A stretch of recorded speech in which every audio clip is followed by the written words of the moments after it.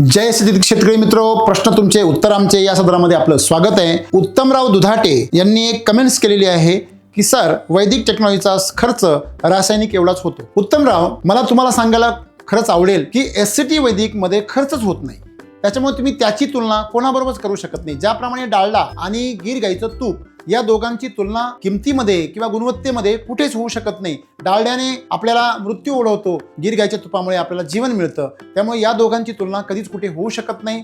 आता राहिला प्रश्न खर्चाच्या बाबतीतचा। खर्च आपण त्याला म्हणतो की जे आपल्याला परत मिळत नाही। शेतीमध्ये जेव्हा रासायनिक खतं टाकता किंवा फवारण्या करता कीड, रोग आणि तणाविरुद्ध, तेव्हा तो तुमची डेड इन्व्हेस्टमेंट आहे ती तुम्हाला परत त्यांनी जमिनीला, पिकाला किंवा तुम्हाला कुठलाही फायदा होत नाही, उलट तुमचं नुकसान होतं, आरोग्य बिघडतं, मातीचं, माणसाचं आणि पिकाचं। तसं एससीटी वैदिक मध्ये तुम्ही जो बेसल डोस टाकता त्याचा तुम्हाला पुढच्या पिकाला फायदा होतो आणि पुढच्या पीक तुमचं त्याच्यामुळे आणखीन चांगलं येतं। तुम्ही सलग जर 3-4 वर्ष वापरलं, तुमच्या जमिनीचा सेंद्रिय कर्ब वाढत जातो, तुमची जमीन सुपीक होत जाते। जसजशी तुमची जमीन सुपीक होत जाते तसतसं तुमचं खर्च कमी होत जातो, उत्पन्न वाढत जातं, रोग, किडी, तण यापासून तुमची सुटका होते, मजुरी कमी लागते आणि शेतीमध्ये आपल्या उत्पन्न जास्त निघतं। आणि सर्वात महत्त्वाचं म्हणजे जे उत्पन्न आहे ते जागतिक दर्जाचं, एक्सपोर्ट क्वालिटीचं आणि औषधी गुणधर्म असलेलं निघतं, ज्याची टिकवण क्षमता जास्त असते आणि ज्याची मार्केटमध्ये मागणीही जास्त असते, ज्यामुळे शेतकऱ्याला भावही चांगला मिळतो आणि त्याचा स्वतःचा एक ब्रँड बनतो। केमिकल ह्याची तुलना करणं